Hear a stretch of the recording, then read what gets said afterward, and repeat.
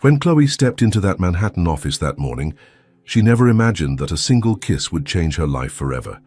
New York's most arrogant CEO was about to make her his fake girlfriend, just to escape an arranged marriage. But what started as a desperate charade would soon become something neither of them could control, because sometimes pretending to love someone is the first step to discovering true love. If you believe that great loves are born from the most unexpected encounters, hit that like button, subscribe to the channel, and tell us in the comments, where are you listening to this story from? Your support is what keeps these stories coming to you. The elevator climbed through the floors of Windsor Holdings as if carrying Chloe's dreams straight to the clouds. She adjusted her navy blazer for the third time, feeling the smooth fabric between her trembling fingers. Manhattan stretched beyond the mirrored glass, but her mind was focused on one thing, not messing up on her first day. 35th floor, she murmured to herself, checking the crumpled paper in her purse once more. The soft jasmine perfume she'd spritzed that morning still lingered around her, an attempt to feel more confident in this new and intimidating world. The doors opened to reveal an environment that looked straight out of a magazine. Polished marble, perfectly aligned tropical plants, and a platinum-haired receptionist who looked her up and down with a professional smile. "You must be Chloe Miller," the woman said, extending a perfectly manicured hand. "I'm Sandra, Mr. Windsor's senior assistant. He's in a family meeting at the moment, but..." Her sentence was interrupted by heated voices coming from an office at the end of the hallway. Chloe could make out a deep, masculine voice, loaded with irritation, cutting through the air like a blade. "I'm not marrying her, Dad. End of story." "Elliot, you're 32 years old with responsibilities to this company," replied an older voice, equally determined. "The merger with the Hawthorns will give me a wife I don't love and a life I didn't choose." Sandra sighed discreetly, gesturing for Chloe to follow her. "Welcome to Windsor Holdings," she murmured ironically. "Some days are more intense than others."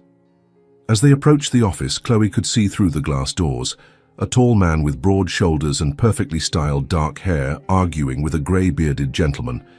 Beside them, an elegant woman watched in silence, while a young man with an amused expression shook his head as if watching a show. The taller man, who could only be Elliot Windsor, gestured with his hands, and Chloe noticed how his muscles tensed beneath his impeccable white shirt. There was something magnetic about him, an energy that seemed to fill the entire space. "The Hawthorne family has already confirmed their attendance at Sunday's dinner," the older man continued.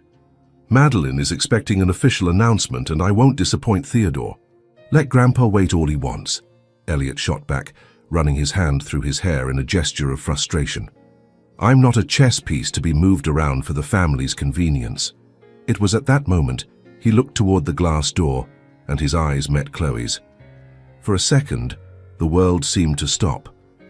She felt as if he could see right through her, as if every secret was written on her face. His eyes were a deep blue, like the ocean before a storm. Elliot stopped talking mid-sentence, and everyone in the room followed his gaze. Chloe felt her face heat up under the sudden attention, especially when she noticed the elegant woman raising a curious eyebrow. Without warning, Elliot left the room with determined steps. Sandra whispered a quiet, "Oh no," but there was no time for explanations. "Excuse me," Elliot said, stopping directly in front of Chloe. Up close, he was even more impressive. Tall enough that she had to tilt her head back, with a woody cologne that made her think of forests and adventure. "You're the new assistant?" "Yes, sir. Chloe Miller," she replied, extending her hand. Her voice came out steadier than she expected, which was a relief. He took her hand but didn't release it immediately. Instead, he looked deeply into her eyes, as if making an important decision. Chloe felt the warmth of his palm against hers, and her heart raced without permission. "Perfect," he murmured, more to himself than to her. Before Chloe could ask what was happening, Elliot took 2 steps back, raised his voice, and announced to the entire room, "Actually, Dad, I have something to say." The older man came out of the office, followed by the others. "Elliot, don't make this harder than it needs to be." "I'm not making anything hard," Elliot replied, and then he did something that changed everything. He put his arm around Chloe's waist, pulling her close to him with surprising naturalness. "I'm just introducing my girlfriend." The silence that followed was deafening. Chloe felt as if the floor had disappeared beneath her feet. She could feel the warmth of his body against hers, the firmness of his arm around her waist, the woody scent that now completely enveloped her. "You're—" "What?" asked the older man, his voice heavy with disbelief. "Dad, family," Elliot continued, his voice gaining confidence with each word. "This is Chloe Miller. We've been together for months, but we kept it secret for obvious reasons." Chloe looked at him with wide eyes, trying to process what was happening. He lowered his gaze to her, and for a moment she saw something like apology in his blue eyes. "Isn't that right, darling?" he asked softly, and there was a silent plea in his voice. Before she could respond or even think of a response, Elliot leaned down and kissed her. It wasn't a gentle or hesitant kiss. It was a kiss that stole the air from her lungs and made her legs tremble. His lips were soft and firm at the same time, moving against hers with a passion that seemed impossible to fake. She felt his hands steady on her waist, pulling her even closer, as if she were the only real thing in the world. For a moment, Chloe forgot where she was, who was watching, that this was clearly a lie. All that existed was the warmth of Elliot's lips, the racing of her own heart, and the sensation that she was falling into an endless precipice. When they finally separated, Chloe had to lean on him to keep from stumbling. She could feel all eyes fixed on them, but everything seemed distant, as if she were seeing through an aquarium. "Well," said the elegant woman, breaking the silence with an amused tone, "this is definitely an interesting plot twist." Elliot still kept his arm around Chloe, and she could feel the tension in his muscles. "Sorry we didn't tell you sooner," he said, addressing his family. "But you can understand why we wanted to keep things private." The older man, clearly Elliot's father, studied them with calculating eyes. "And how long have you two been together?" "6 months," Elliot replied without hesitation. "We met at a business conference." Chloe felt as if she were watching a movie, where she was simultaneously actress and audience. Every fiber of her being screamed that this was madness, but there was something about the way Elliot held her, as if she were precious, that made her want to keep pretending for a few more minutes. "Interesting," his father murmured, crossing his arms. "And you didn't think it necessary to inform us about this significant relationship?" "Some things are more important than family business, Dad." The tension in the air was palpable. Chloe could feel she was in the middle of something much bigger than she understood, but there was a part of her, a small, rebellious part, that was curious to see where all this would lead. The young man, who had remained quiet during the earlier discussion, stepped forward with a mischievous smile. "Well, I think this changes everything, doesn't it?" And while the Windsor family processed the bomb that had just exploded in their lives, Chloe looked at Elliot and wondered what kind of storm she had just walked into. Elliot Windsor's office was a statement of power. Floor-to-ceiling windows offered a panoramic view of Manhattan, while Italian leather furniture and dark wood created an atmosphere that mixed elegance with intimidation. Chloe sat in the chair across from his desk, her hands clasped in her lap to hide her nervous trembling. 2 hours had passed since the kiss that changed everything. 2 hours since the Windsor family left the office in tense silence, leaving curious glances and whispered words along the way. 2 hours since Chloe discovered that her first day of work would be anything but normal.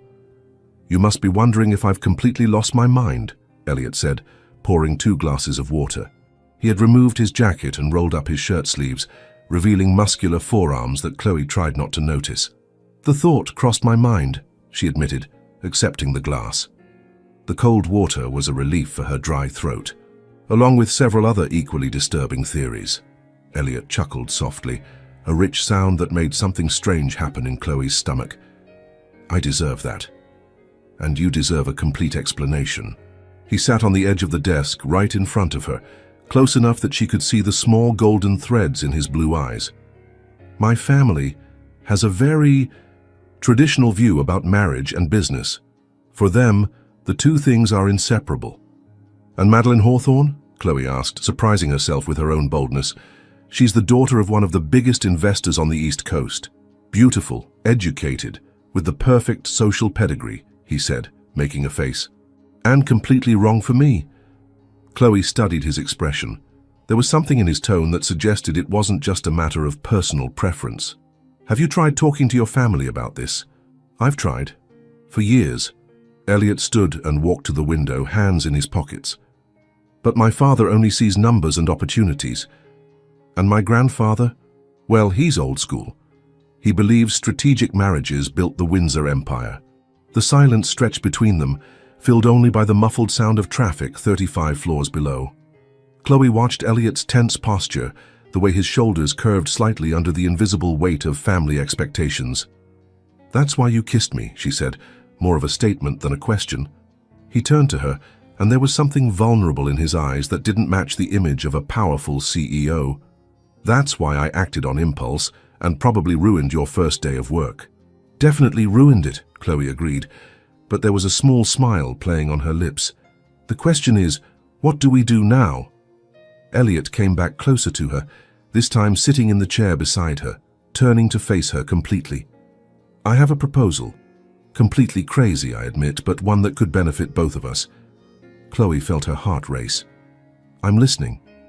I need a fake girlfriend, just for a few weeks, until I can convince my family that I'm not marrying Madeline." He paused, running his hand through his hair. "And you need a real opportunity in this city." "Go on," she said, her voice huskier than she intended. "In exchange for pretending to be my girlfriend at a few family events, I'll double your salary. Plus, when this is all over, you'll have a letter of recommendation that will open any door in Manhattan." Chloe blinked several times, processing the proposal. "Are you serious?" "Completely." Elliot leaned forward, his eyes shining with intensity. "Chloe, you have something most people here don't have. Authenticity. My family noticed it. I noticed it." "You've known me for 3 hours," she protested, even as she felt a strange warmth spreading through her chest. "Sometimes 3 hours are enough to recognize something special." He paused, his gaze softening. "And honestly, you were the only person who didn't seem impressed by my natural charm." Chloe let out a genuine laugh.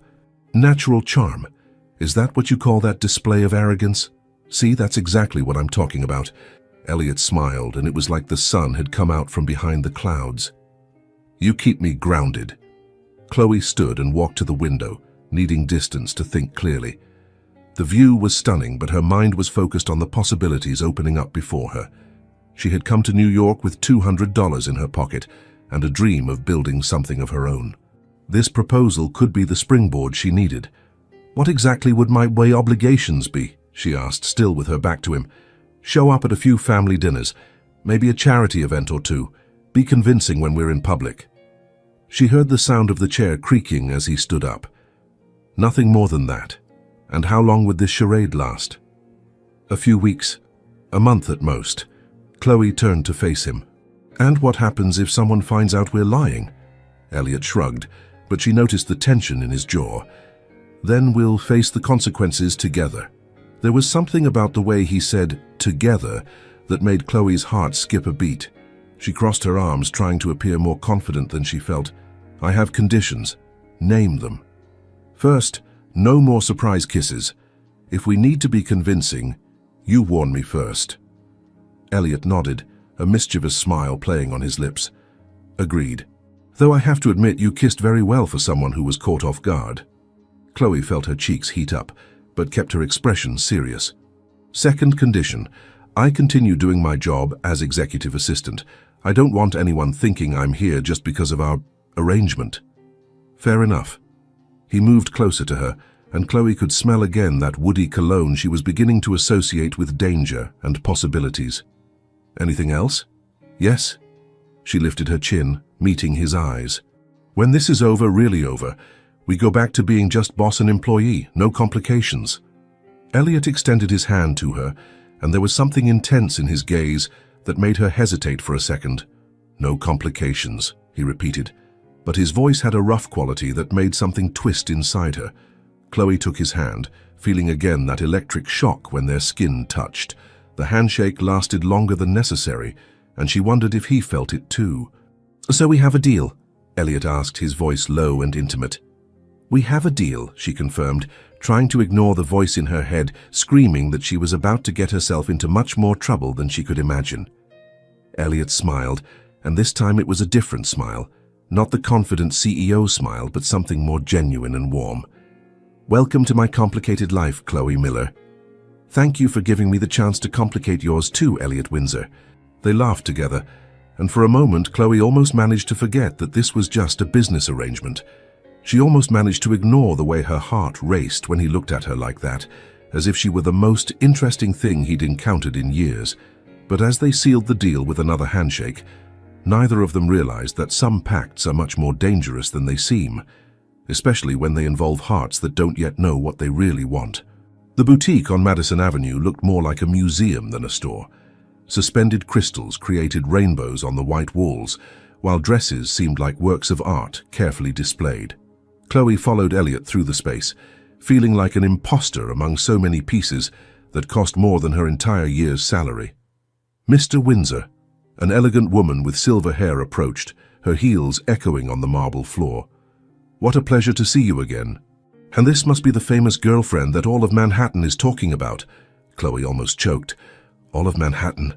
Vivian has an information network that would make the CIA jealous, Elliot murmured in her ear, his warm breath making her shiver. Vivian, this is Chloe. We need your magic. Vivian's experienced eyes traveled over Chloe from head to toe, not judgmentally, but analytically, like an artist evaluating a blank canvas. Good bone structure, natural posture, beautiful skin. She circled around Chloe like an elegant predator. But darling, for dinner at the Windsor Mansion, we'll need much more than natural beauty. That's why we're here, Elliot said, his hands resting gently on Chloe's shoulders. The touch was comforting, but also sent an electric current down her spine. Take care of her like she's a princess. 2 hours later, Chloe barely recognized herself in the mirror. The teal dress hugged her curves perfectly, the high heels made her legs look miles longer, and the subtle makeup enhanced her eyes in a way she didn't know was possible. My God, Elliot murmured when she came out of the dressing room. He was leaning against the wall scrolling through his phone, but when he looked up, the device almost slipped from his hands. You look stunning. His gaze traveled over her slowly, and Chloe felt as if every inch of her skin was catching fire. There was something different in his eyes, an intensity that made her stomach do somersaults. It's just a dress, she said, trying to sound casual while smoothing the fabric with nervous hands. It's definitely not just a dress. His voice was rougher, and he took a step toward her. It's a complete transformation. Vivian appeared beside them with a satisfied smile. I knew she had potential. Now about the accessories. The rest of the afternoon passed in a blur of fittings. Pearl necklaces, delicate earrings, purses that cost more than Chloe's car. But it was during dinner at an exclusive restaurant on the Upper East Side that the real training began. The Windsor family has very specific traditions, Elliot explained, cutting his grilled salmon with precise movements. My grandfather Theodore is a wine connoisseur. If he offers you a 1985 Bordeaux, you can't just say it's tasty. And what do I say? Chloe asked, trying to imitate the elegant way he held his fork. You comment on the complexity of the tannins, maybe mention the oak notes or the lingering finish. He smiled at her confused expression. Don't worry, I'll teach you. For 2 hours, Elliot instructed her on the unwritten codes of high society, how to properly greet each family member, which topics to avoid in conversation, how to interpret the subtle looks and gestures that communicated volumes. My Aunt Caroline is our natural ally, he explained, pouring wine for both of them. She married for love against the family's wishes, so she has a soft spot for romantic stories. My cousin Lucas, well, he's harmless, but talks too much when he's nervous. And your father? Chloe asked, taking a sip of wine. The liquid was smooth and sophisticated, completely different from the cheap wines she usually drank. Elliot's expression hardened slightly. Richard Windsor is complicated. He sees potential in everything and everyone, but only if it benefits the family business. He'll test you, try to find your weaknesses. That's comforting, Chloe murmured ironically. Elliot reached across the table, covering her hand with his. The touch was gentle but firm, sending a wave of warmth up her arm. Hey, you'll do great. Actually, I'm sure you'll surprise them all. There was something about the way he looked at her, a genuine confidence that made Chloe's heart race. How can you be so certain? Because you surprised me, he said simply, his thumb tracing small circles on the back of her hand. And I don't surprise easily. The moment was interrupted when Elliot's phone vibrated. He checked the message and sighed. My Aunt Caroline, she wants to confirm our story before Sunday's dinner. Our story.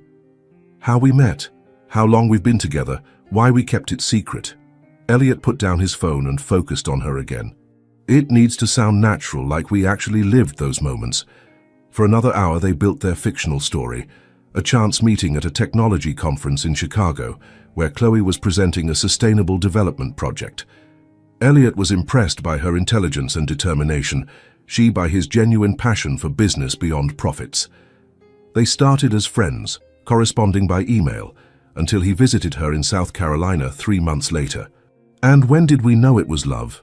Chloe asked, playing with the stem of her glass. Elliot was quiet for a moment, his eyes fixed on hers. The night you showed me the stars in your backyard. You said that even in the middle of nowhere, there was always something beautiful to find if you knew where to look. The answer was so detailed, so vivid, that for a second Chloe almost believed it had really happened. That's too specific to be made up. The best lies always have a bit of truth, he said. But there was something in his eyes that made her wonder which part was truth and which was fiction. When they left the restaurant, the October night air was cold, and Elliot automatically took off his jacket and placed it over her shoulders. The gesture was so natural, so intimate, that Chloe felt her heart skip. Thank you, she murmured, pulling the fabric tighter around her body. The jacket smelled like him, woody and masculine, with a hint of something that was purely Elliot. You're welcome.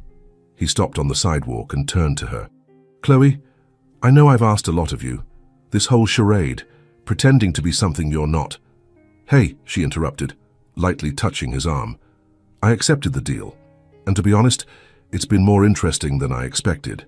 Elliot smiled, but there was something melancholic in his expression. Sometimes I wonder what it would be like if we were just two normal people who met the normal way. The question hung between them, loaded with unspoken possibilities. Chloe felt something tighten in her chest, a dangerous sensation she didn't want to name. But we're not, she said softly. We're a millionaire CEO and his assistant pretending at romance to escape an arranged marriage. That's true, he agreed, but didn't look away. Still, a taxi stopped at the curb, breaking the moment. Elliot helped Chloe get in, but before closing the door, he leaned down. Sunday is going to be interesting, he said, his voice low and intimate. I hope you're ready for the storm. As the taxi pulled away, Chloe looked through the rear window and saw Elliot still standing on the sidewalk watching her leave. There was something about the image, him alone under the streetlight, hands in his pockets, a thoughtful expression on his face, that made her question whether she was really prepared for what lay ahead. Because with every hour she spent with him, the line between pretense and reality grew thinner, and that was much more dangerous than any dinner with the Windsor family. The Windsor mansion on the Upper East Side was a statement of power that stretched for blocks. French limestone, arched windows that sparkled like jewels against the elegant facade, and a meticulously maintained garden that looked like something out of a fairy tale. Chloe took a deep breath as she stepped out of the car, adjusting the black silk dress that Vivian had chosen, especially for the occasion. Breathe, Elliot murmured beside her, offering his arm. He looked impeccable in a navy suit that brought out his eyes, but Chloe could feel the tension in his muscles. It's just dinner where your entire family is going to analyze me like I'm a lab specimen, she retorted, but accepted his arm. His touch was comforting, an anchor amid the storm of nerves. Remember, Chicago, 3 months of correspondence, you won me over talking about corporate sustainability. He stopped before climbing the marble steps. And Chloe, be yourself. That's what impressed me from day one. Before she could respond, the double oak doors opened, revealing a butler who looked like he'd stepped out of a period film. Mr. Elliot, Miss Miller, the family awaits you in the main parlor. The mansion's interior was even more impressive. Soaring ceilings with crystal chandeliers, paintings that Chloe suspected were originals, and a Persian rug that probably cost more than her entire house in South Carolina. But it was when they entered the parlor that she truly understood what she'd gotten herself into. Theodore Windsor, the family patriarch, stood near the fireplace, an 80-year-old man with perfectly styled white hair and blue eyes that seemed to see through people. Beside him, Richard Windsor, Elliot's father, was speaking quietly with a couple who could only be the Hawthorns. Elliot. An elegant woman with brown hair approached them with a warm smile. And this must be the famous Chloe we've heard so much about. Aunt Caroline, Elliot said, kissing the woman's cheek. Chloe, this is my Aunt Caroline, the family rebel. Caroline laughed, extending her hands to Chloe. What an exaggeration, and what a pleasure to finally meet you. Elliot couldn't stop talking about you. Not that much, Elliot protested, but Chloe noticed a subtle flush in his cheeks. The pleasure is mine, Mrs. Windsor, Chloe replied, accepting the warm greeting. There was something genuinely welcoming about Caroline that made her relax a little. Call me Caroline, dear. We're family now. The woman's eyes sparkled with what seemed like approval. Come, let me introduce you to the rest of the crew. The next few minutes passed in a blur of introductions. Lucas Windsor, the talkative cousin who immediately began telling embarrassing anecdotes about Elliot. Margaret and Charles Hawthorne, who greeted her with cold politeness. And finally, Theodore Windsor. So you're the young woman who captured my grandson's heart, the patriarch said, his voice still strong despite his age. His eyes studied Chloe with intensity, as if he could read her soul. Elliot told me you met discussing sustainable business. Yes, sir, Chloe replied, forcing confidence into her voice. I was presenting a project on how companies can reduce their environmental impact without sacrificing profitability. Interesting. Theodore stepped closer. And what's your opinion on corporate social responsibility versus shareholder returns? Chloe felt all eyes turn to her. It was clearly a test, a way to measure whether she had substance beyond appearance. She took a deep breath and met the older man's eyes. I believe the two things aren't mutually exclusive, Mr. Windsor.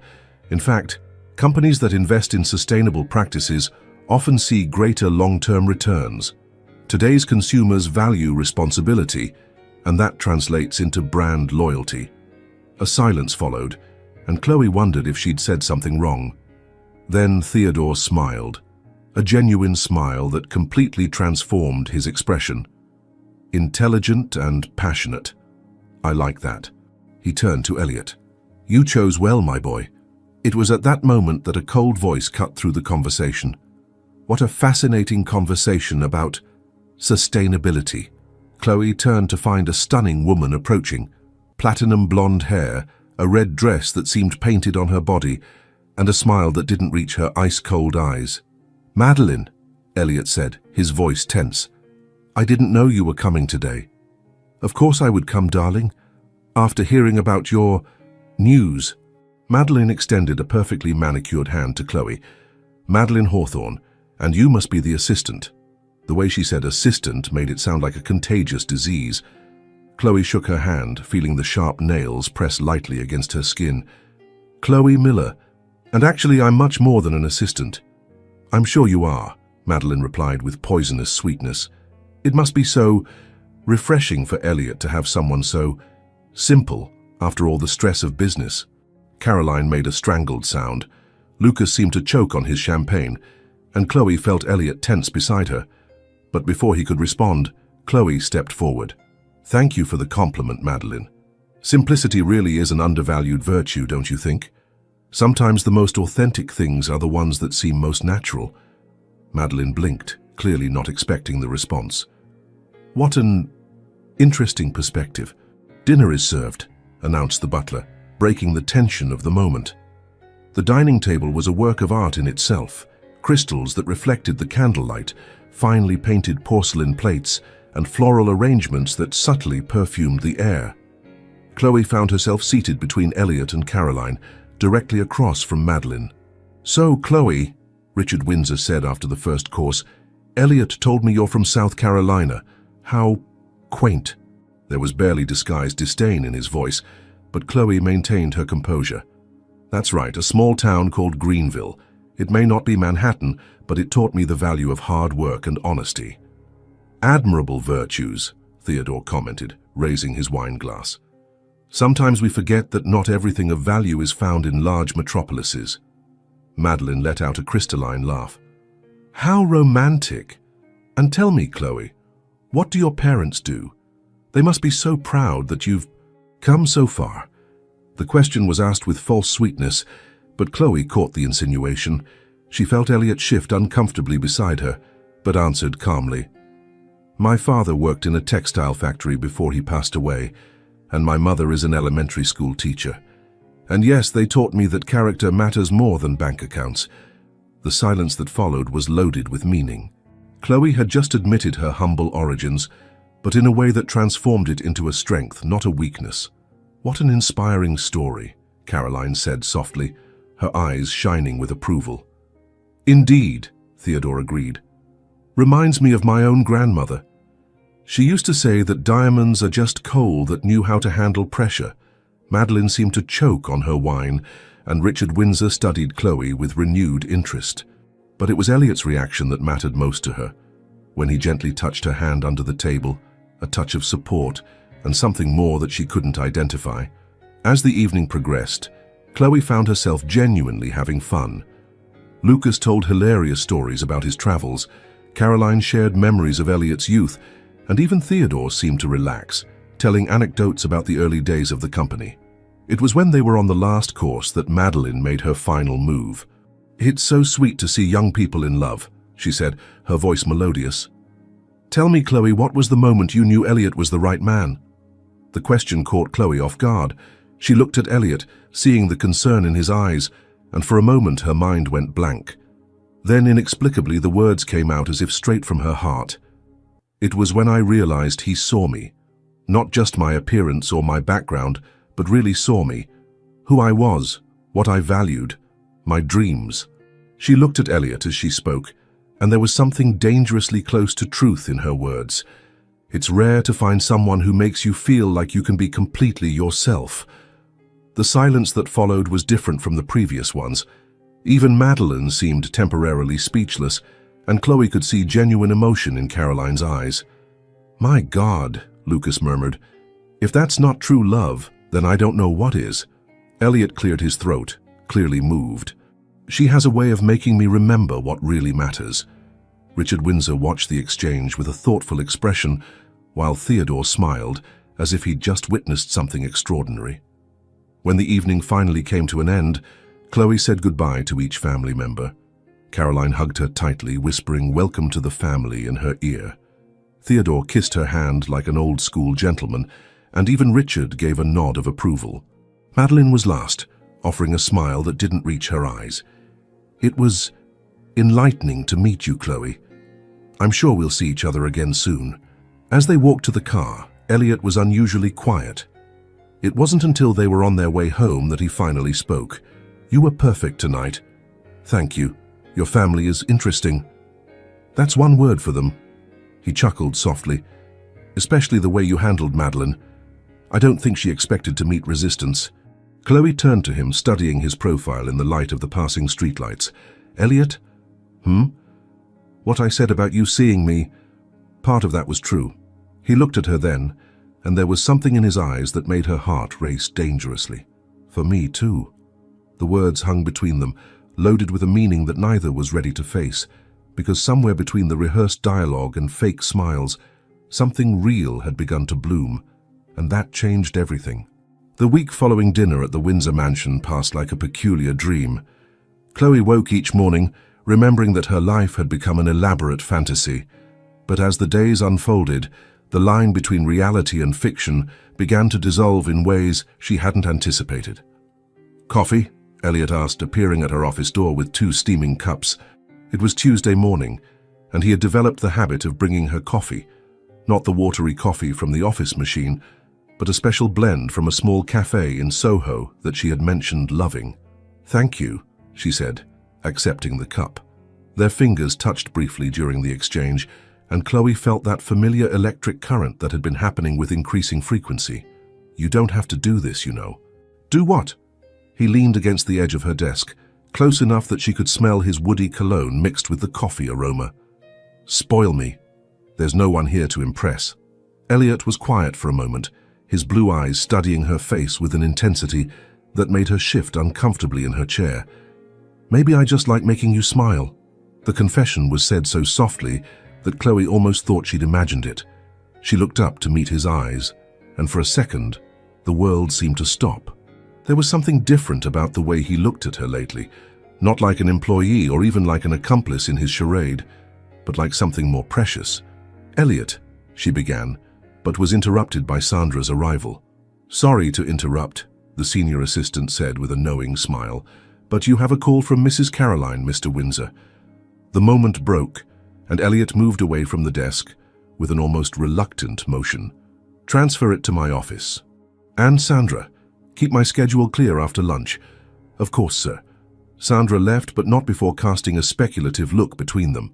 "Special plans?" Chloe asked, trying to keep her tone casual. "Actually, yes."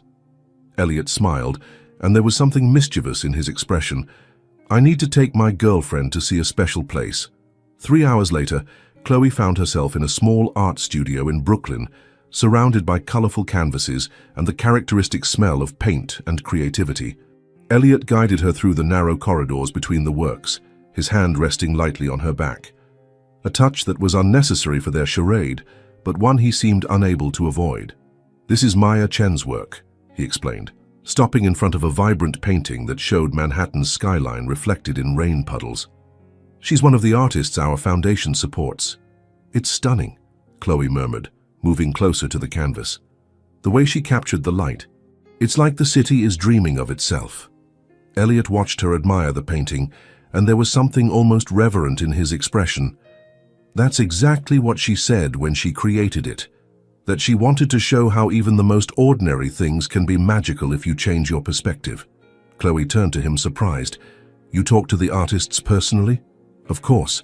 How can I support something I don't understand?" He shrugged, as if it were obvious. "Besides, every story is fascinating. Maya used to clean offices at night to pay for art materials." There was something in his voice when he talked about the artists that revealed a completely new facet of his personality.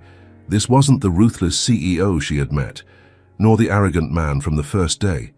This was someone who genuinely cared, who used his position to make a difference. "You're full of surprises, Elliot Windsor," she said softly. "Good ones or bad ones?" "Definitely good ones." She smiled and saw something light up in his eyes.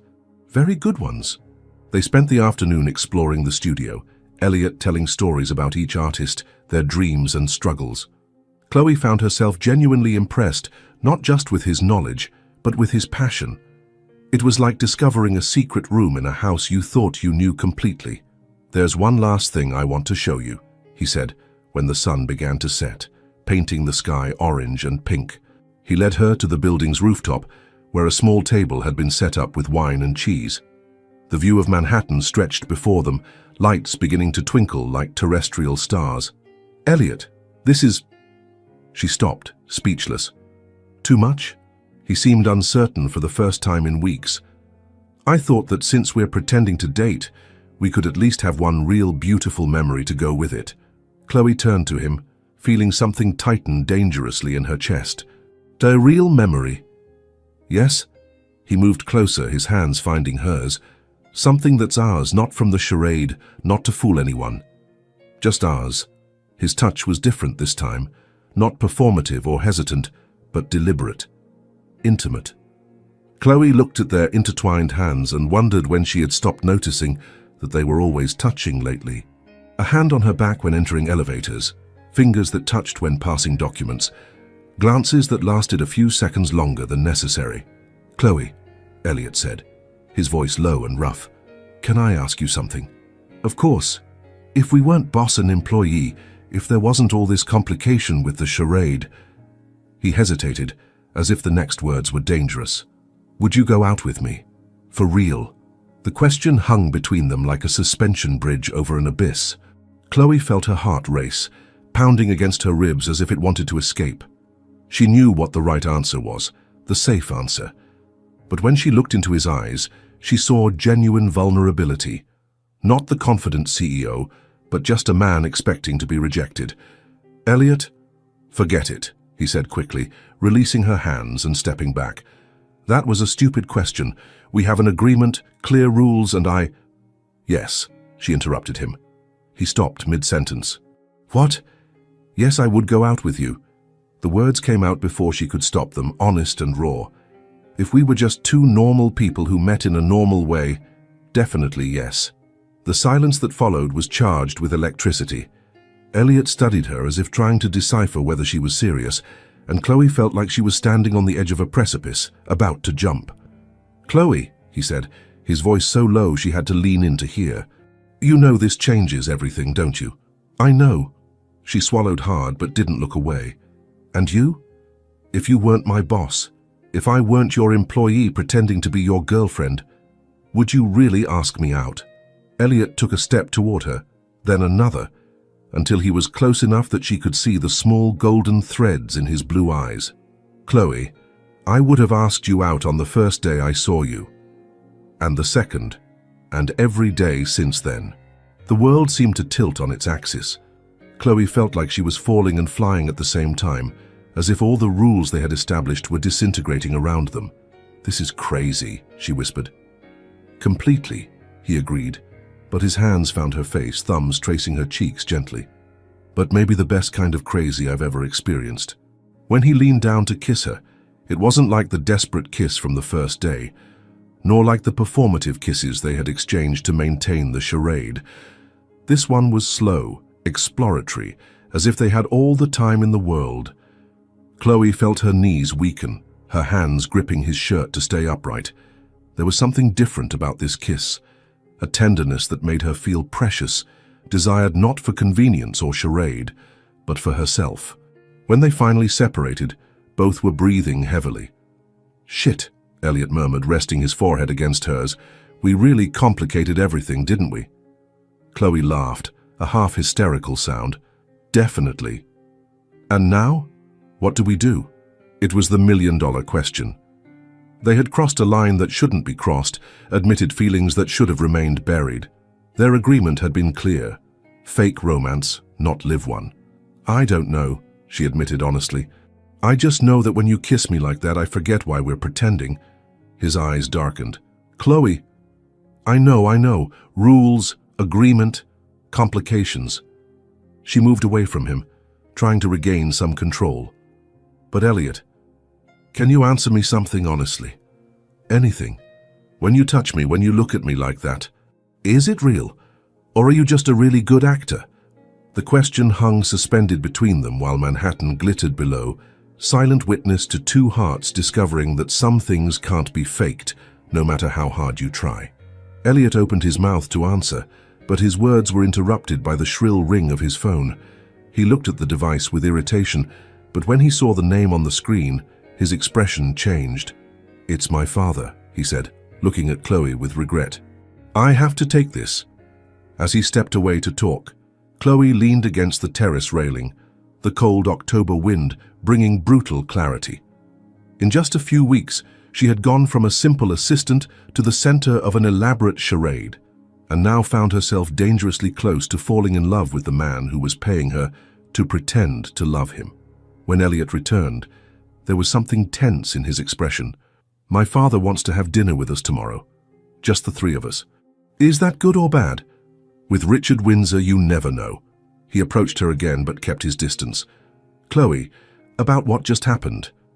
"Can we pretend it didn't happen?" she interrupted, though she knew it was impossible. "We can try," he said, but there was doubt in his voice, because they both knew that some genies can't be put back in the bottle. And what had bloomed between them on that terrace was much more dangerous than any charade they could have planned. The restaurant Richard Windsor had chosen for dinner was the kind of place where billion-dollar deals were sealed with discreet handshakes, low lights, tables separated by respectful distances, and a silence that cost $500 per person. Chloe adjusted the grey dress that Elliot had insisted on buying for her, her nerves on edge since she'd woken up. "Relax," Elliot murmured in her ear as the maitre d' led them to their table. His hand rested on the small of her back, a touch that should have been comforting, but only intensified the tension that had been growing between them since the kiss on the terrace. Richard Windsor was already waiting for them, impeccable in a black suit that probably cost more than Chloe's annual salary. His calculating eyes followed them as they approached, and she felt like she was being appraised by an expert who knew the price of everything. "Elliot." "Chloe." He stood politely, kissing Chloe's hand with cold courtesy. "So glad you could come. I hope you don't mind, but I took the liberty of ordering wine. A Bordeaux I thought you'd appreciate." Chloe remembered Elliot's wine training and forced a smile. How thoughtful, Mr. Windsor. Richard, please. After all, if we're going to be family... The phrase hung in the air, loaded with implications that made Chloe swallow hard. She glanced quickly at Elliot, who maintained a carefully neutral expression, but she could see the tension in his jaw. "Dad," Elliot began, but Richard raised a hand. "Let me get straight to the point. You two are young, in love, and clearly serious about each other." He took a sip of wine, savoring both the liquid and the moment. "The question is, how serious?" Chloe felt Elliot tense beside her. "What exactly are you talking about?" "I'm talking about marriage, of course." Richard smiled, but there was no warmth in his expression. "After last week's dinner, the whole family is speculating. Theodore was particularly impressed with Chloe." The world seemed to tilt dangerously. Chloe reached for her wine glass with hands she hoped weren't shaking. Marriage? They had barely discovered what they felt for each other, and the family was already planning the future. "Dad, we haven't discussed..." Elliot began. But you should." Richard leaned forward, his eyes fixed on Chloe. "After all, a serious relationship requires planning, especially when it involves someone who will be joining the Windsor family." There was something about the way he said it that made Chloe feel like a product being evaluated for purchase. She took a deep breath, trying to maintain her composure. "With all due respect, Mr. Windsor, Richard, Elliot and I prefer to let things flow naturally." "Naturally." Richard repeated the word as if it had a bitter taste. "How romantic. But tell me, Chloe, how do you see your future, your career goals?" The question was apparently innocent, but Chloe caught the trap. He was testing whether she was a gold digger, whether she was with Elliot for the money and position. "My goals are to continue growing professionally, contribute to meaningful projects, and maybe one day have my own sustainable consulting company." She met his eyes with determination. "Love and professional success aren't mutually exclusive." Interesting perspective. Richard took another sip of wine. "And how would you balance your own career with the responsibilities of being a Windsor?" "Dad," Elliot intervened, his voice loaded with warning. "Chloe doesn't need to submit to an interrogation." "It's not an interrogation, it's a conversation." Richard didn't look away from Chloe. "I'm simply curious about how a young woman from modest origins would adapt to our world." The way he said modest origins made Chloe's blood boil. She felt Elliot move as if to intervene, but she placed a hand on his arm, stopping him. "You know what, Richard? You're right. I do come from modest origins." She straightened in her chair, each word loaded with dignity. "My parents taught me that character has no price, that hard work is worth more than inheritance, and that treating people with respect is the mark of true class." The silence that followed was tense. Richard studied Chloe with renewed interest, as if she had just made an unexpected move in chess. "You have strong opinions," he observed. "I have strong values," she corrected. "And one of them is not accepting being diminished by anyone, regardless of how many zeros they have in their bank account." For a moment, Chloe thought she had gone too far. Then, to her surprise, Richard smiled, a genuine smile for the first time that evening. "Well, well. It seems Elliot found someone with a backbone." He raised his glass in a mocking toast. "I admit I'm impressed." Dinner continued with reduced tension, but Chloe could feel that something had changed. Richard Windsor had tested her resistance and found something he approved of, but that only made her feel guiltier about the whole charade. It was when they were finishing dessert that he dropped his final bomb. "By the way, Elliot, I received an interesting call today. From James Morrison of Morrison and Associates." Chloe saw Elliot go rigid. "And? It seems someone has been asking questions about you two, about when you really started dating?" Richard played with his wine glass, clearly savoring his son's discomfort. "Apparently there are some inconsistencies in the dates you provided." Chloe's heart stopped. Morrison and Associates was one of the city's largest private investigation firms. If they were investigating, who would hire investigators? Elliot asked, though his voice suggested he already knew the answer. "Oh, I think we can guess." Richard smiled coldly. "The Hawthorns aren't known for accepting defeat gracefully." Chloe felt like the ground was opening up beneath her feet. If they discovered everything was a lie, not only would Elliot be publicly humiliated, but she would lose everything. her job, her reputation, any chance of building a career in New York. "What are you going to do?" Elliot asked, his voice carefully controlled. "Nothing for now." Richard leaned back in his chair. "But I suggest you make absolutely sure your story is consistent, especially if you plan to make things more permanent." When they finally left the restaurant, the cold October air was like a slap in the face. Chloe walked beside Elliot in silence, her mind spinning with the implications of what they had just discovered. "Chloe," Elliot said when they reached the car, "about what my father said." "We're screwed," she interrupted, finally finding her voice. "Completely screwed." "Not necessarily. Our story has holes, but nothing we can't fix." Chloe turned to him, seeing for the first time how tired he looked. "Elliot, you don't understand. I can't do this.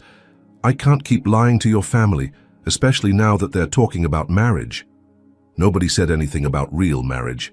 Your grandfather did. Your father did." She ran her hands through her hair, undoing the careful styling. "And the worst part is that every time I lie to them, every time I pretend to love you, it gets harder to remember it's not real." The words came out before she could stop them, raw honesty that cut through all her defenses. Elliot stood motionless, studying her face in the dim streetlight. "Chloe," he said slowly, "are you saying that?" "I'm saying this has gotten too complicated." She moved away from him, creating physical distance to match the emotional distance she was desperately trying to build. "I'm saying maybe we should stop here." "Stop?" He took a step toward her. "Chloe, after what happened last night, after what we talked about, it was exactly because of what happened last night that we need to stop." She forced firmness into her voice, even knowing every word was a lie. "Elliot, we made a business deal. I pretend to be your girlfriend for a few weeks. You pay me and give me a letter of recommendation. Simple." "And you think it was simple?" His voice was loaded with emotion. "You think the way we look at each other, how we touch, how you respond when I kiss you is just acting?" Chloe closed her eyes, trying to block out the intensity in his voice. "It has to be acting. Why?" "Because if it's not, then I'm falling in love with the man who's paying me to pretend to love him." The words came out like a torn confession, leaving her vulnerable and exposed. "And that's so wrong on so many levels, I don't even know where to start." The silence that followed was deafening. Chloe opened her eyes to find Elliot watching her with an expression she couldn't decipher. "Chloe," he said finally, his voice low and intense, "look me in the eyes and tell me all of this is just a charade. Tell me that when I touch you, when I kiss you, when I lie awake thinking about you, it means nothing. Tell me that and I'll walk away." She looked into his eyes, those blue eyes that had become so familiar, so dear. She saw the vulnerability there, the hope, the fear. She saw a man who was risking as much as she was, and she couldn't say the words he was asking for. "I can't," she whispered. "Why not?" "Because it would be a lie." The admission left her breathless. "But that doesn't change the fact that we're in an impossible situation." Elliot moved closer to her, his hands finding her face with a tenderness that made her want to cry. "Then, let's change the situation." "How?" "I don't know yet. But Chloe, what I'm feeling for you is real. More real than anything I've ever felt." His voice was loaded with conviction. "And if you feel even a fraction of what I feel, then it's worth fighting for." Chloe allowed herself to get lost in his eyes for a moment, allowed herself to believe that maybe, somehow, they could find a way out of the labyrinth they had created. But then reality came flooding back with full force. Private investigators, powerful families, lies multiplying like spider webs. "Elliot," she said softly, covering his hands with hers, "what if we can't? What if this destroys everything? Then at least we tried." He kissed her forehead gently. "But giving up now, pretending we don't feel anything, that will definitely destroy everything." When he pulled away, Chloe saw determination in his eyes that both frightened and reassured her, because she was beginning to realize that Elliot Windsor wasn't the kind of man who gave up easily.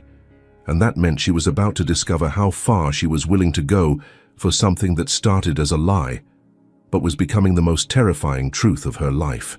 Chloe had spent 3 days avoiding Elliot.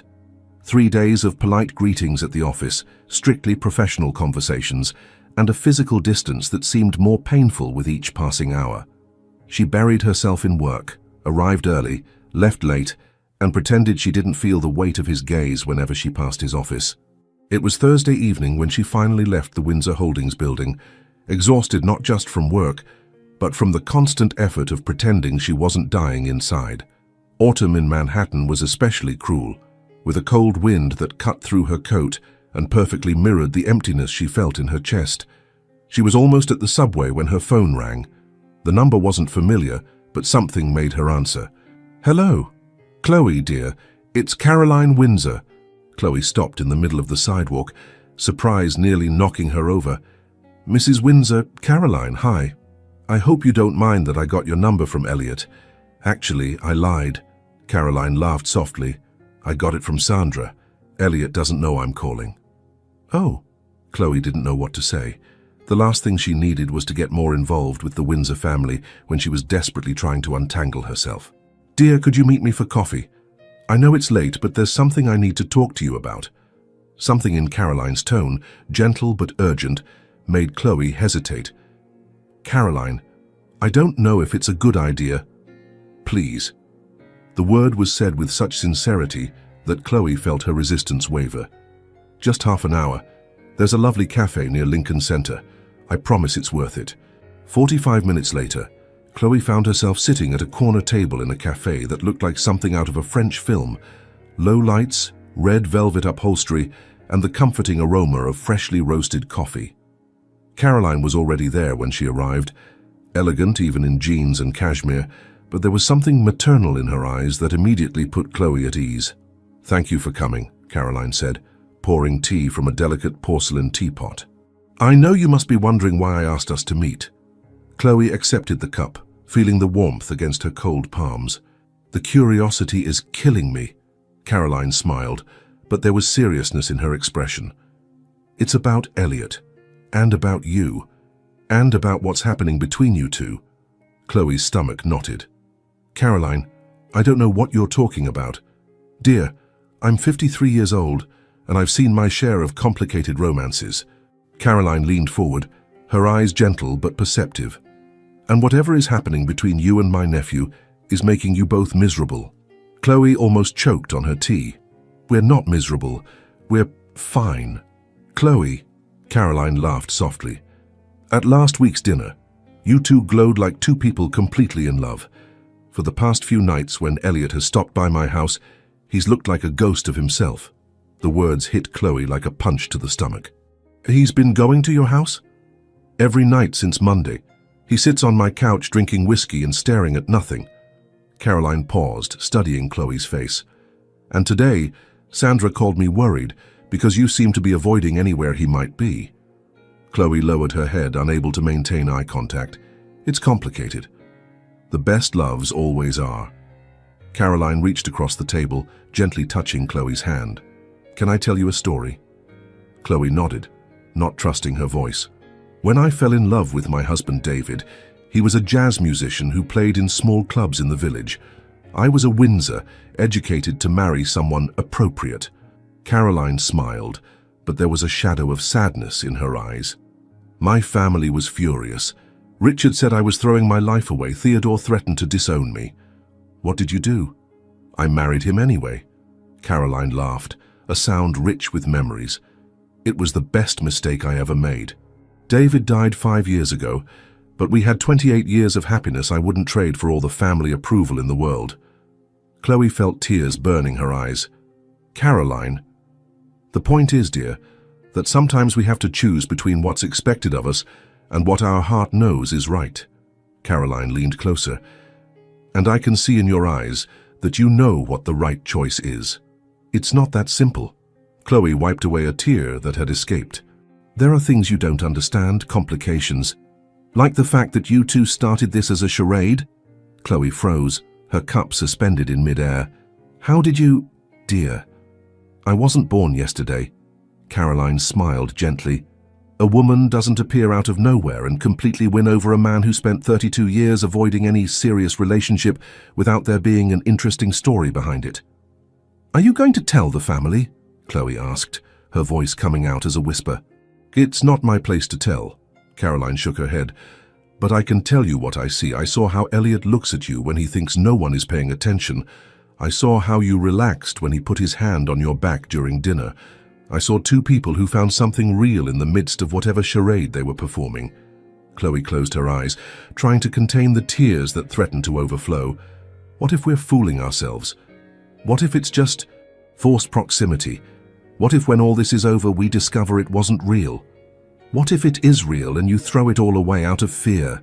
Caroline countered gently. Chloe, can I ask you a very personal question? Chloe nodded. When was the last time you felt truly happy? The question hit Chloe like lightning. She didn't need to think about the answer. It had been on the terrace with Elliot, when he said he would take her on a date every day if he could. When he kissed her like she was the most precious thing in the world. It was with him, she whispered. And now? How do you feel now? Like I have a hole in my chest. The admission came out painful, honest. Like a part of me is missing. Caroline nodded, as if she had expected that answer. Dear, I know you come from a family that works hard for what they have. I know independence is important to you, but sometimes the most courageous thing we can do is admit we need someone. What if he doesn't need me the same way? Oh dear, Caroline laughed softly. You really don't see it, do you? Elliot has never brought a woman to meet the family, never. In 32 years, not once. And then you show up, and suddenly he's defying century-old family traditions, confronting his father, risking business deals. Chloe looked at Caroline, waiting. And you think he would do all that for a charade? Caroline took her hands again. Chloe, that man is hopelessly in love with you. Anyone with eyes can see it. The words reverberated in Chloe's chest like church bells. But the complications, work, the differences between us are just details. Caroline squeezed her hands. Love isn't about having everything perfect. It's about deciding it's worth fighting through the imperfections together. Chloe was quiet for a long moment, processing Caroline's words. Something inside her was reorganizing, like puzzle pieces finally finding their places. Caroline, she said finally, can I ask you something? Of course. You said Theodore threatened to disown you. And then? Caroline smiled, her eyes shining. Then he met David, really met him, and discovered that my husband had more integrity in his little finger than most of the appropriate men he knew. Theodore was the best man at our wedding. And Richard? Richard took longer to come around, but even he eventually admitted that David was good for me. Caroline paused.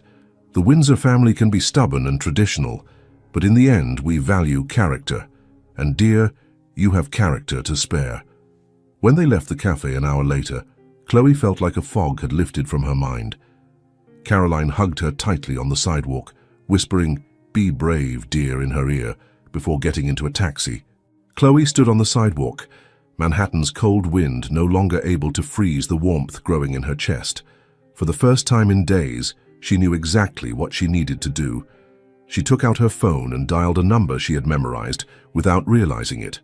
"Elliot," she said when he answered, his voice sounding surprised and hopeful. "Chloe, is everything okay?"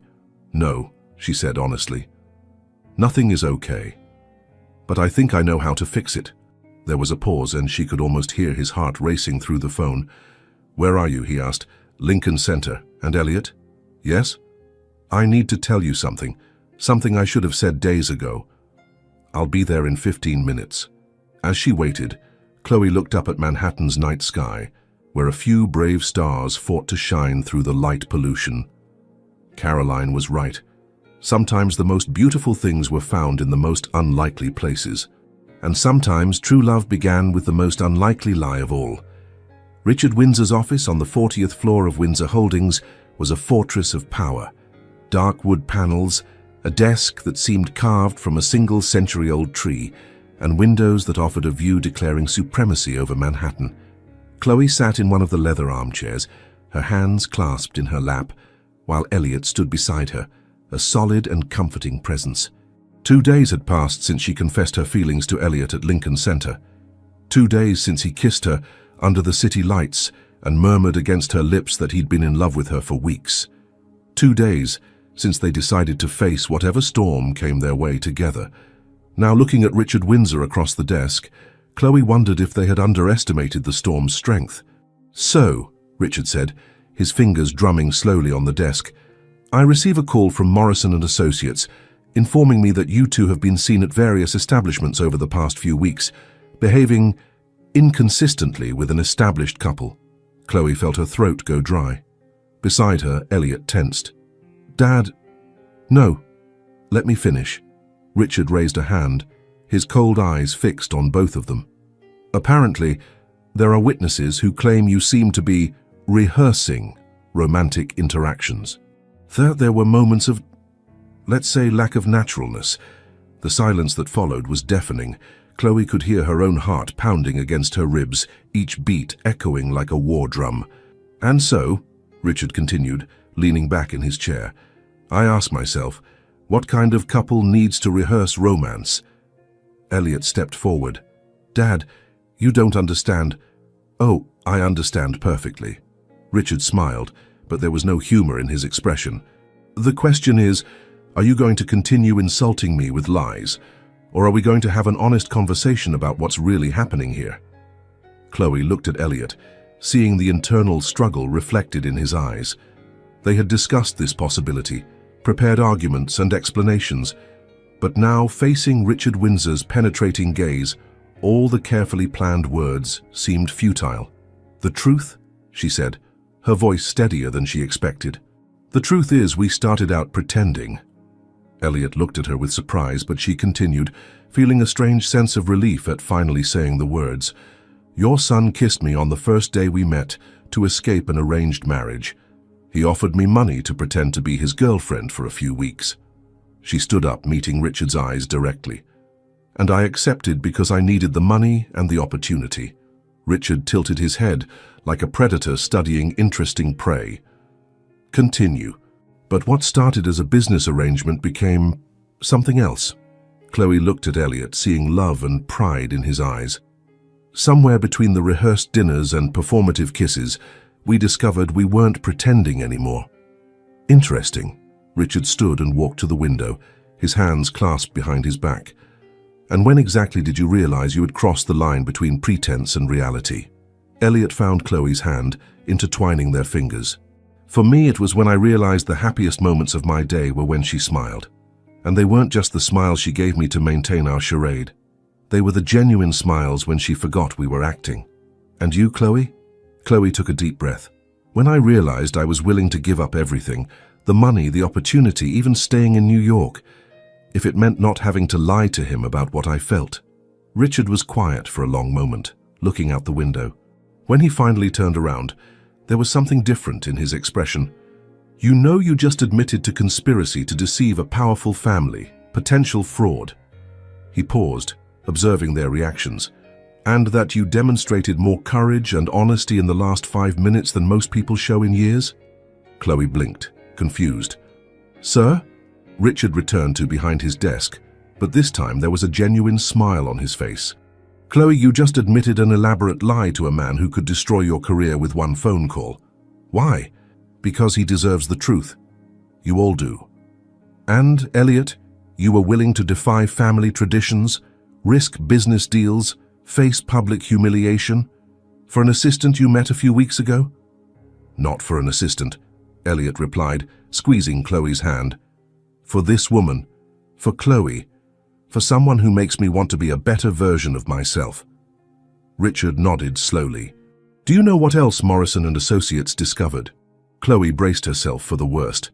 "That in the last 3 months since Chloe started working here, productivity in Elliot's department increased by 23%. That she identified operational efficiencies that saved the company $500,000. That other employees started coming to her for advice on projects." Chloe looked at Elliot in shock. She hadn't known her small adjustments and suggestions had made such an impact. Richard sat down again. "Chloe, can I ask you a question?" "Of course."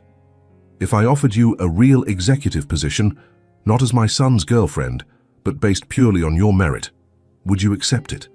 The question caught Chloe completely off guard. What exactly are you offering? Director of Talent Development, 6-figure salary, company stock, your own department." Richard leaned forward. Your job would be to identify and develop employees with potential, implement sustainability programs, and serve as a bridge between management and operational teams. Chloe felt like the ground had shifted beneath her feet. Richard, this is incredible, but I can't accept a position just because I'm dating your son. You're not listening, Richard smiled. I'm offering it because you're good, very good. The romance with Elliot is, how should I put it, an unexpected bonus. Elliot squeezed her hand. Chloe, you deserve this, more than deserve it. But, Richard continued, there's one condition. Chloe felt her stomach sink. What? No more lies. Not to the family, not to the press, not to yourselves. His eyes moved between them both. If you're together, be transparent about it. If there are problems, face them together. And if you decide to get married, he paused, a mischievous smile appearing, I expect to be informed before the press. The mention of marriage made Chloe blush, but also brought a wave of possibility that left her breathless. There's one more thing, Richard said, turning to Elliot. If you hurt her, if you don't treat this woman with the respect and love she deserves, it won't just be her you'll lose, understood? Elliot smiled. Understood. But Dad, can I say something? Of course. Chloe doesn't need you to defend her. She's perfectly capable of putting me in my place on her own. He looked at her with admiration. It's one of the things I love most about her. Richard laughed, a genuine sound Chloe had never heard before. Well, it seems you finally found someone who's your match. Actually, Elliot said, kissing Chloe's hand, I think I found someone much better than me. When they left Richard's office an hour later, Chloe was still processing everything that had happened. She had a new position, a future in New York that was hers by her own right, and the approval of Elliot's family. So, Elliot said as they entered the elevator, Director of Talent Development, how does that sound? Terrifying, exciting, completely surreal. She turned to him. Elliot, are you sure it won't be weird, dating someone who works at your family's company? He pulled her into his arms, kissing her softly. Chloe Miller, after everything we've been through, you're still worried about what's appropriate? She laughed. Old habits? Well, I'll have to help you break some of those habits. His eyes sparkled with mischief, starting with your tendency to underestimate how incredible you are. When the elevator doors opened on the 35th floor, they were greeted with applause. Sandra was at reception with a small cake and a bottle of champagne, and several employees had gathered around. Congratulations on the promotion, Director Miller, Sandra shouted, and Chloe realized that news traveled fast at Windsor Holdings. As the afternoon turned into an impromptu celebration, Chloe looked around at the smiling faces, at Elliot beaming proudly beside her, at the office that had become her second home. A few weeks ago, she was a desperate young woman from rural South Carolina with $200 and a dream. Now she had a career, a chosen family, and a love that had bloomed from the most unlikely lie. But when Elliot whispered, I have a surprise for you later, in her ear, Chloe realized her journey was just beginning. Central Park in November was a symphony of autumn colors. Golden leaves danced in the cold wind, creating a crunchy carpet under the feet of the few brave souls who defied the weather for a walk. Chloe pulled her coat tighter around her body, her fingers intertwined with Elliot's as they walked the trail leading to Bethesda Fountain. Are you sure we couldn't have this surprise somewhere heated? She asked, her teeth chattering slightly. Elliot laughed, squeezing her hand. Trust me, it'll be worth it. 2 weeks had passed since she had officially taken on her new position at Windsor Holdings. 2 weeks of stimulating meetings, challenging projects, and the strange experience of being treated as an equal by the same executives who had previously seen her only as an assistant. But more importantly, they had been 2 weeks of freedom. Freedom to love him openly, to hold his hand at the office, to kiss him without needing to check if someone was watching. Elliot, she said when they reached a clearing near the lake, can I ask you something? Anything. Do you regret it? How everything started? She stopped walking, turning to face him. Making things so complicated with that whole charade? Elliot stopped too, his hands finding her face. Even in the cold, his palms were warm against her skin.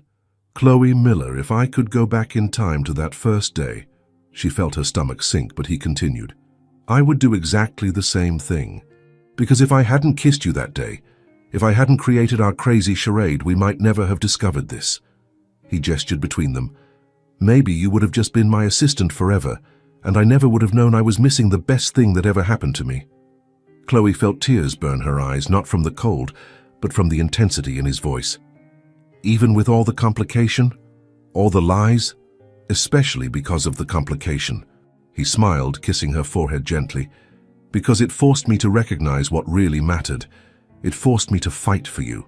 They continued walking, passing couples who were jogging to stay warm and dogs playing in the frozen grass.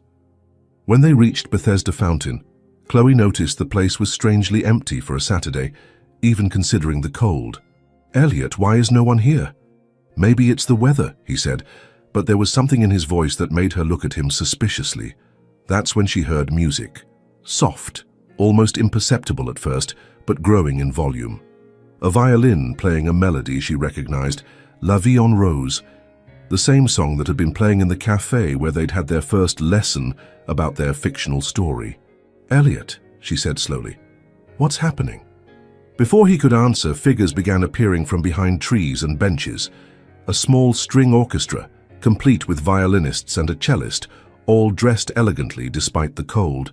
And then she saw familiar faces. Caroline was near a tree with a radiant smile. Lucas waved from behind a bench, and even Richard was there, looking amused for the first time since she'd known him. "Elliot Windsor," she whispered. "What did you do?" He turned to her, and there was something different in his eyes. Nervousness mixed with determination. "Chloe, in the past few months, my life has changed completely. And I'm not talking about avoiding an arranged marriage or impressing my family." The music continued around them, creating a bubble of intimacy, even with the family watching from a distance. "I'm talking about waking up every morning excited to go to work because I know I'll see you. About how you challenge me to be better, not just as a CEO, but as a person." His voice was getting more intense, more emotional. "About how you turned my cold house into a home just by being in it." Chloe felt her heart race dangerously. "Elliot, let me finish." He took her hands, holding them firmly between his. "We started with lies, Chloe, but everything I feel for you is the purest truth I've ever known." And then, to her complete surprise, he began to kneel. "Oh my God," she whispered, her hands flying to cover her mouth. "Relax," he laughed, even while kneeling on the cold grass. "It's not that yet, but—" He pulled a small blue velvet box from his pocket, and Chloe felt like her heart was going to jump out of her chest. "Elliot, I swear, if that's a—" "It's a promise ring," he interrupted, opening the box to reveal a delicate silver ring with a sapphire surrounded by small diamonds. "Because I want you to know this is real. That you're real. That what we have is forever, even if it's still too early for the next step." The tears she had been holding back finally overflowed. "Elliot." "So, Chloe Miller," he said, his voice loaded with emotion, "will you officially agree to date me? No contracts, no pretending, no lies, just you, me, and the truth of what we feel." Chloe looked at the man kneeling in front of her, the same man who had kissed a stranger to escape an arranged marriage, who had offered money for fake romance, who had become the most important person in her life in ways she never could have imagined. "Yes," she said, her voice choked. "Yes, I'll officially agree to date you. I accept all your family drama, your stubbornness, your tendency to over-romanticize everything." "Hey," he protested, laughing as he slipped the ring onto her finger. "And I especially accept," she continued, pulling him to his feet, "the fact that you love me enough to orchestrate this entire ridiculous production in a freezing park." When he kissed her, the applause from the family and musicians mixed with the sound of wind in the trees. It was a kiss different from all the others, not desperate like the first, not performative like the ones from the charade, but solid, promising, full of future. "Can I say something?" she murmured against his lips. "Anything. Next time you want to surprise me, consider somewhere with central heating." He laughed, hugging her tighter. "Noted." As they walked back to where the family waited, Caroline intercepted them first, hugging Chloe as if she were her own daughter. "Welcome officially to the family, dear," she whispered. "Now you can stop pretending you're not completely in love." Lucas was next, patting Elliot's back with exaggerated enthusiasm. "Dude, I thought you'd never make up your mind. I was almost betting with Grandpa about how much longer you guys would pretend it was complicated." Even Richard approached, politely kissing Chloe's cheek. "Congratulations. And Elliot?" "Yes, Dad? Good job with the surprise. Much better than your business presentations." As they warmed up in a nearby cafe afterward, surrounded by family and the comforting warmth of hot chocolate, Chloe played with the new ring on her finger. It was perfect, not too extravagant, but clearly chosen with care, a symbol of promise rather than pressure. "So," Elliot said, his hand finding hers on the table, "what do we do now?" "Now," she said, looking around the table at the people who had become her chosen family, "we live our real story. No script, no rehearsals, just us." "Scary," he admitted. "Terrifying," she agreed. "Perfect," they said together, and laughed at the accidental synchronization. Because sometimes, Chloe thought as she watched the snow begin to fall outside, the best true stories start with the most well-intentioned lies. And sometimes, pretending to love someone is just the first step to discovering you weren't pretending at all. But as Elliot whispered plans for the future in her ear, and the family chatted happily around them, Chloe knew their real story was just beginning. And this time, she could hardly wait to see what the next chapter would bring. The Windsor Mansion's garden was transformed into a fairy tale. Thousands of tiny lights twinkled among the bare March trees, creating an artificial starry sky that competed with the real stars. Round tables decorated with white and gold flower centerpieces spread across the lawn, and a small orchestra played softly near the family's historic gazebo.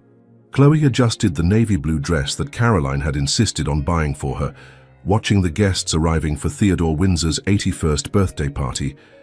3 months had passed since she and Elliot made their relationship official. 3 months of discovering what it was like to love someone without hiding, without pretending, without fear. "You look radiant," Elliot murmured in her ear, appearing beside her with 2 champagne flutes. He was devastatingly elegant in his black tuxedo, but it was the smile in his eyes that always made her breathless.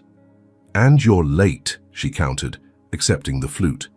"Your grandfather has already asked 3 times where you were." "I was taking care of some last-minute details." There was something mysterious in his tone that made her look at him curiously. "What kind of details?" Before he could answer, Theodore's strong voice cut through the night air. "My dear friends and family, thank you for celebrating with me another year of this extraordinary journey." The guests turned to the patriarch, who stood near the gazebo with a glass of whiskey in his hand and a smile that illuminated the entire garden. 81 years have taught me many things," Theodore continued, his voice easily carrying across the silent garden. "But the most important lesson is that true wealth isn't measured in dollars or properties, but in the people we choose to call family." Chloe felt Elliot tense slightly beside her, his hand finding hers almost protectively. "This year brought unexpected changes to our family," Theodore said, his eyes meeting Chloe's with a warmth that made her feel truly accepted. "We met an extraordinary young woman who reminded us that sometimes the best surprises come from the most unexpected places." Polite applause echoed through the garden, and Chloe felt her cheeks warm when some glances turned toward her. "But tonight," Theodore continued, and there was something mischievous in his eyes, "I have a feeling I'm not the only one with something to celebrate." Chloe frowned, confused, but when she looked at Elliot, he had disappeared. She turned, searching for him among the guests, and her heart almost stopped when she saw him walking toward the gazebo. "Oh no," she whispered, understanding hitting her like lightning. Elliot climbed the gazebo steps, accepting the microphone Theodore offered him with a conspiratorial smile. When his eyes met hers across the crowd, there was so much love there that she felt dizzy.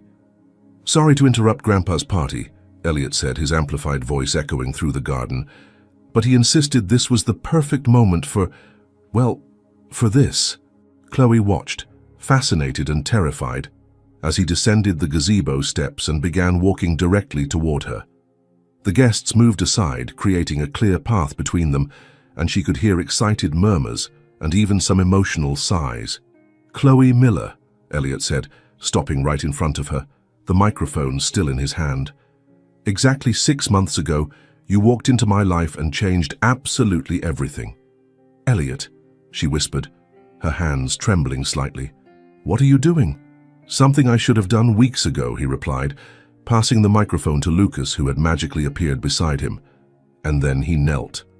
The entire garden fell into absolute silence, except for the sound of Chloe's heart beating so loudly she was sure everyone could hear it.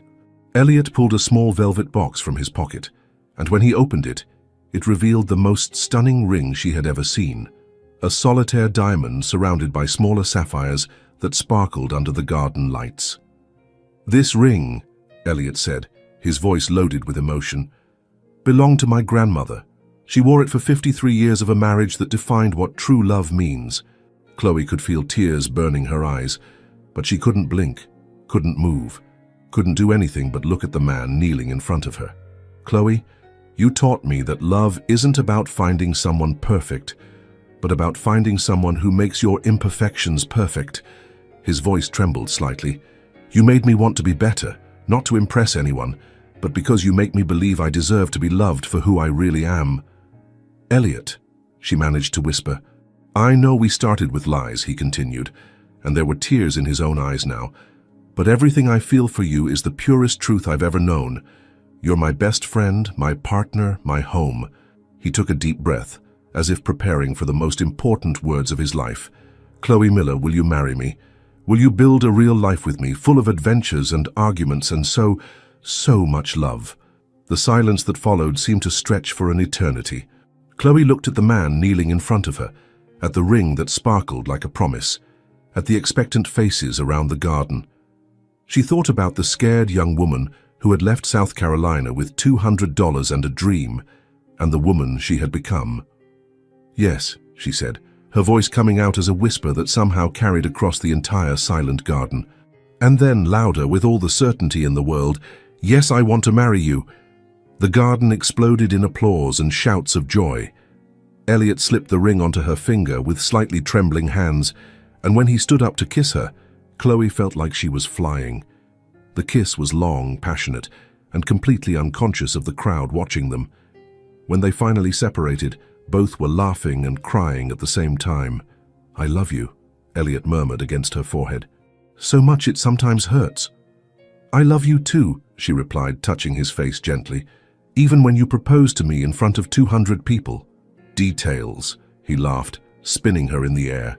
Theodore was the first to reach them, pulling Chloe into a hug that smelled of expensive aftershave and decades of wisdom. "Welcome officially to the family, dear," he whispered in her ear. "Your grandmother would have loved you." Caroline was openly crying when it was her turn to hug Chloe. "I knew it," she sobbed happily. "From the first dinner I knew you two were the real deal." Lucas typically broke the emotional moment. "Finally, I thought he'd never get the courage.